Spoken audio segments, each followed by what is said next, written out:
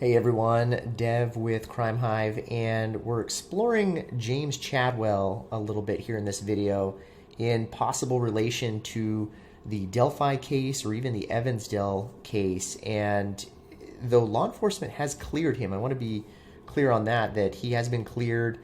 He is not involved in the Delphi case to their knowledge up to this point, but he does sit in prison for some atrocious crimes, and he's got an extensive violent history. I believe his own brother, was saying that he's pure evil. He's been in jail or prison longer than he's been out, and he's certainly capable of killing young girls.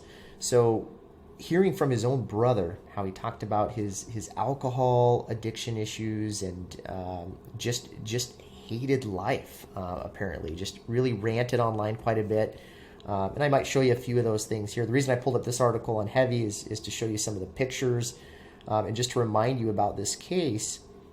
Most of you already know about this case, but back on April 19th, 2021, he was in the basement. He had captured a 9-year-old girl, just an innocent victim, and had kidnapped her. It was one of his neighbors.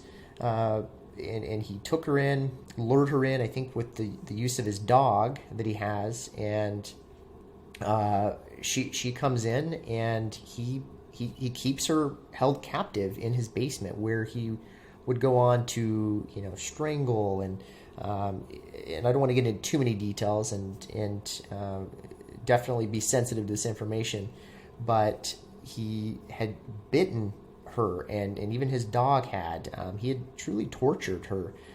We're talking about strangulation and assault over and over again. She had quite a few injuries and was taken to the hospital. Luckily, she was still alive when police found him. She believed that she would be killed, and it did look that way. It did look like that was what the outcome was going to be if police had not found her in time. So very capable of these types of crimes. And it was with a young girl. We're talking about a 9-year-old girl here.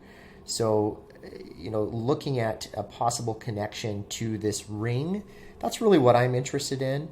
Is he connected to some of these other crimes that are out there? I'd like to know if there's other kidnappings. I did hear of that one that I mentioned in one of my other videos. I want to look more into that video and see if I can find more. If you all have more information on any recent cases with other young girls going missing in that area, or kidnapping, abduction type, attempted cases like that, please comment below.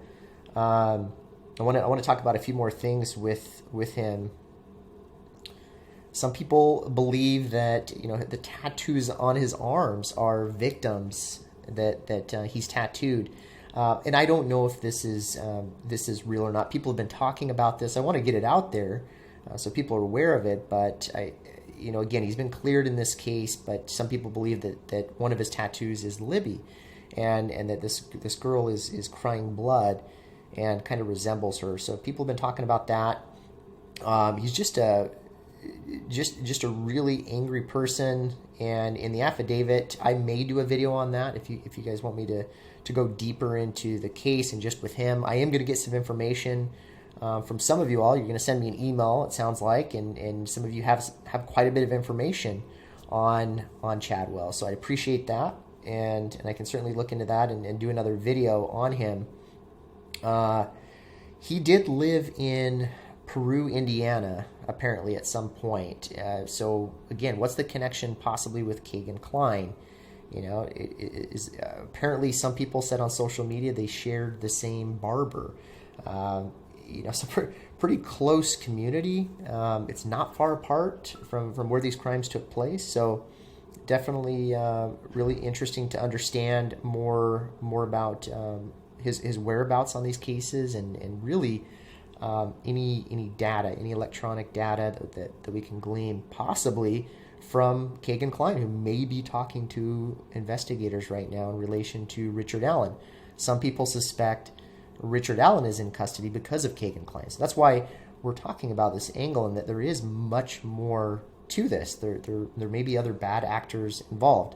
Again, it's speculation. I know some of you hate speculation, but certainly want to leave some of these things open because we don't have all the details yet. Once we do, we're definitely going to talk about facts as well.